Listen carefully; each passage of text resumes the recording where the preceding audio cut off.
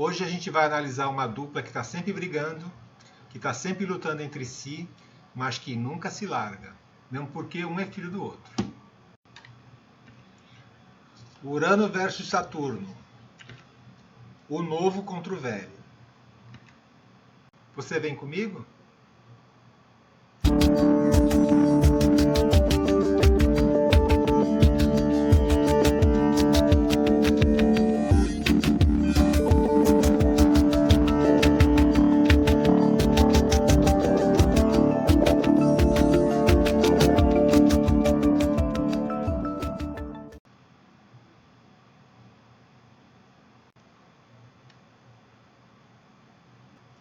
Boa noite, gente. Como vocês estão?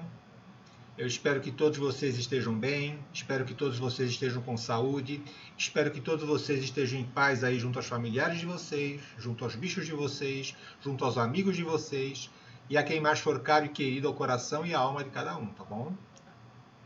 A luta entre Urano e Saturno, minha gente, é uma luta mitológica que tem reflexos eternos, tá? E sempre muito presentes tanto na nossa psique, como nas nossas relações sociais e até mesmo nas relações políticas. Tá? No livro Os Deuses da Mudança, de Howard Sasportas, que foi de onde eu me baseei para fazer esse vídeo aqui, conta muito bem toda essa história. Tá? E conta dentro de uma pegada, dentro todo de um arcabouço mitológico. Tá? Mas vamos começar com Urano. Urano foi descoberto em 1781 por William Herschel. Ele era um sujeito que havia nascido em Hanover, que pertencia ao antigo Sacro Império Romano-Germânico. Tá? O Sacro Império Romano-Germânico abrangia essa região todinha aqui do centro da Europa, mais um pedaço da Itália. Tá bom? Mas ele, William Herschel, foi depois, na juventude, por volta dos seus 19, 20 anos, foi se estabelecer na Inglaterra.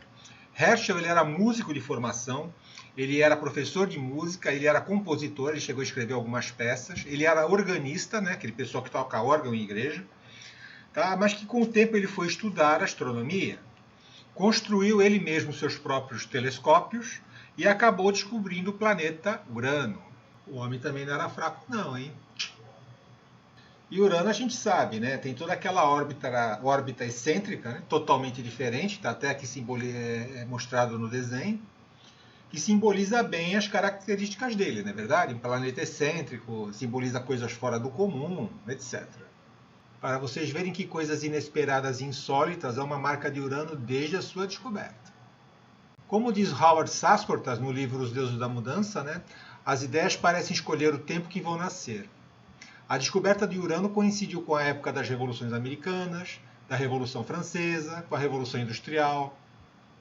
E aqui já se demonstra o que Urano veio simbolizar, né? O fim do status quo, a necessidade e a emergência de mudanças, as revoluções, os avanços sociais e científicos e tudo aquilo que é inovador, revolucionário e disruptivo. Urano é o regente moderno de Aquário, tá? Sendo que esse signo tem dois regentes, tanto Urano como Saturno, que é o regente anterior, o regente antigo. O que, à primeira vista, pode soar estranho, né? Como é que dois astros quase tão diametralmente opostos, tá? Inclusive mitologicamente inimigos, tá? Porque apesar de um ser filho do outro, o filho acabou castrando o pai, né? Que nem a gente vai ver. Como é que eles podem reger o mesmo signo, tá? Mais para frente eu vou dar minha opinião, tá? Lembrando que nesse caso vai ser somente a minha opinião, tá? Sobre essa dupla regência e seus significados, ok?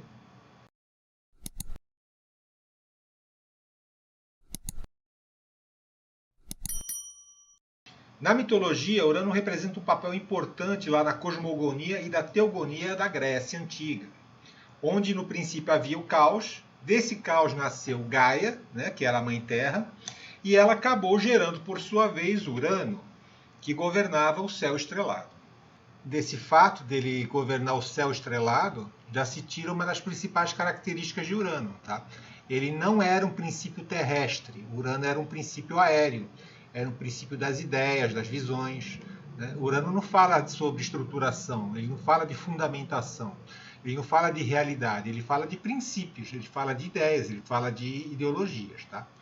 Guardem isso, ok? Ele era filho de Gaia, a Mãe Terra, mas acabou se tornando esposo da sua própria mãe, ok?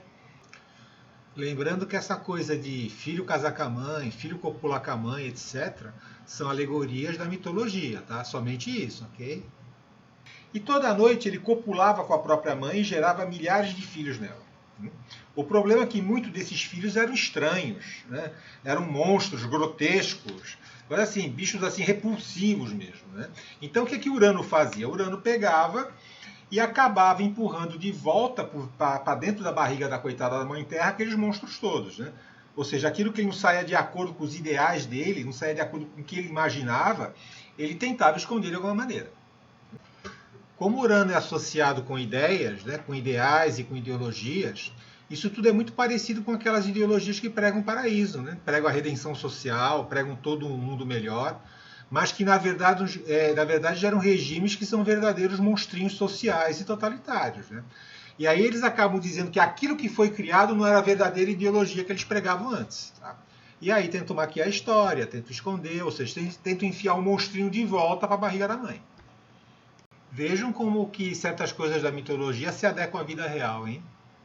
E isso caracteriza em muitos indivíduos com uma forte ênfase de Urano no mapa natal, tá? Eles muitas vezes idealizam um relacionamento, eles idealizam uma amizade, eles idealizam um sistema político e depois se desiludem com aquilo e tentam esconder aquilo de alguma maneira, tá? Ou então eles deixam pelo meio do caminho uma série de ações, uma série de projetos, uma série de iniciativas, né? Porque conforme a coisa vai se desenrolando, vai surgindo no real, né, na prática, eles começam a ver que aquilo não era o que eles idealizaram. Mas vamos continuar aqui, vamos ver como a história se desenrolou, tá? A Mãe Terra, a Gaia, né, ela ficou de saco cheio com aquela situação de ficar parindo filhos uns atrás dos outros, tá? E ter que recalcar muito daqueles filhos dentro de si, né? Pegar, botar de volta para dentro dela. Que ela pegou uma foice e pediu para que algum dos filhos dela que haviam sobrevivido a toda aquela insanidade uraniana desse um fim daquilo, né? Castrando o próprio pai. Então surgiu o nosso herói Saturno, né? Aquele filho responsável, sério, né? Que aceitou a tarefa. Ele agarrou os documentos do pai, né? E com uma foice ele cortou tudo. Castrou o próprio pai. Mas, gente, é só mitologia, tá bom? Mas é aquilo que o Howard Sasportas fala no livro Os Deuses da Mudança, né? O mito é algo que nunca ocorreu, mas que está sempre acontecendo, tá? Porque esse mito ele conta de forma alegórica a história de uma guerra contínua que ocorre tanto ao nosso nível psicológico, quanto ao nosso nível social e quanto ao nosso nível político. Tá? Saturno é o impulso de preservação, né? O impulso de manutenção. Enquanto Urano é o impulso da mudança, é o impulso da ruptura, é o impulso do novo. Né? Então, assim, enquanto Saturno tenta preservar e manter, Urano tenta derrubar e tenta fazer o novo. Né? Então, quando Saturno castra o Urano, ele está simbolizando que muitas vezes ocorre tanto na nossa mente, quanto na nossa vida, quanto na nossa sociedade, quanto na nossa política. Né? Ou seja, o velho tentando e muitas vezes conseguindo castrar o novo. Só que a coisa não para por aí. Quando o sangue da castração de Urano cai na Terra, isso aí gera as fúrias. Né? Simbolizando que quando os impulsos de mudança e de renovação são reprimidos, isso gera cólera, isso gera inveja, vontade de retalhar, vontade de se vingar. E aí, de novo, mais uma vez, nós vemos isso acontecer direto, né? Conosco mesmo e em nossa volta. Né? Quantas vezes nós não nos sentimos furiosos, né? Quando a gente tem um plano, a gente tem uma ideia, a gente tem um projeto que for, e alguém vem e nos castra. Né? Ou seja, impede e acaba com tudo aquilo que a gente queria fazer, tudo aquilo que a gente queria, de alguma maneira, levar adiante, ou então com tudo aquilo que a gente queria mudar de alguma maneira. Né? Isso gera frustração, isso gera ódios, isso gera fúria. Mas o sangue da castração de Urano não caiu só na Terra, tá? Caiu também no mar. E esse sangue fecundou as espumas do mar e fez nascer Vênus. O símbolo da beleza, da harmonia e da diplomacia. Isso aqui é muito importante, guardem isso, ok? Vênus como símbolo da diplomacia. Na maioria das vezes, na briga entre Urano e Saturno, a melhor saída realmente é a diplomacia. Né? É a tentativa de conciliação de interesses e de valores. Tá? É a diplomacia, é a negociação que tem o poder de aplacar as frustrações e os ódios. Um exemplo típico dessa briga entre Urano e Saturno na história do Brasil foram os acontecimentos de 64, né? Que desaguaram lá no golpe militar. Havia impulsos muito fortes de mudança na sociedade, né? Que eu não vou aqui entrar em juízo de valor se eles eram corretos, se não eram, se eram válidos, se não eram, tá? Não vou entrar nesse juízo. E havia também forças de manutenção e conservação do que já existia, tá? Para as quais também não vou entrar em qualquer juízo de valor, ok? Sem querer fazer nenhum juízo de valor sobre o que aconteceu em 64, tá? Mesmo porque isso aqui não é um canal de política, ok?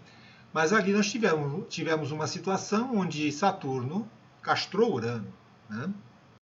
Se por um lado isso gerou as fúrias, né? Gente que pegou em armas para tentar mudar aquilo que foi considerado uma castração inaceitável, por outro lado também gerou um impulso de diplomacia, né? De negociação, que é a Vênus, né? Que levou à redemocratização do país em 1985. Ou seja, mais uma vez, aquela prova de que o mito é algo que nunca ocorreu, mas que está sempre acontecendo. Então, essa guerrinha entre Urano e Saturno faz parte da nossa realidade, seja ela psicológica, seja ela social, seja ela política, tá? Forças de preservação e conservação sempre tentando segurar forças de mudanças e ruptura. E nessa briguinha, de um jeito ou de outro, é Saturno que acaba sempre vencendo. Mesmo quando é Urano quem aparentemente vence, é preciso lembrar que Saturno é filho de Urano. Né? E quando Urano vence e instala um novo status quo, ele acaba criando, como pai de Saturno, uma situação saturnina. Né? Porque quem rege os status quo é Saturno. Ou seja, sempre que alguma coisa nova surge, se estabelece, se consolida e toma a realidade, é Saturno quem passa a reinar. E a gente já viu muito disso pelo mundo, né? A gente já viu muito disso pela história. Regimes que foram estabelecidos com toda uma pegada de quererem ser populares, de quererem redimir as injustiças, de quererem derrubar ordens existentes que eles dizem ser injustas, ou que de fato são injustas e são derrubadas, mas no final acabam se tornando regimes fechadíssimos, né? Totalitários, com uma pesada burocracia, né? Aquela burocracia que se torna ela a elite privilegiada da sociedade. Né? E esses regimes têm muito pouca liberdade. Tá bom? E aí, gente, isso aí tudo não é mais Urano, isso aí se torna Saturno. Portanto, na briga entre Urano e Saturno, antes que as fúrias surjam, é melhor sempre apelarmos para essa linda deusa menina. É ela quem promove as melhores saídas.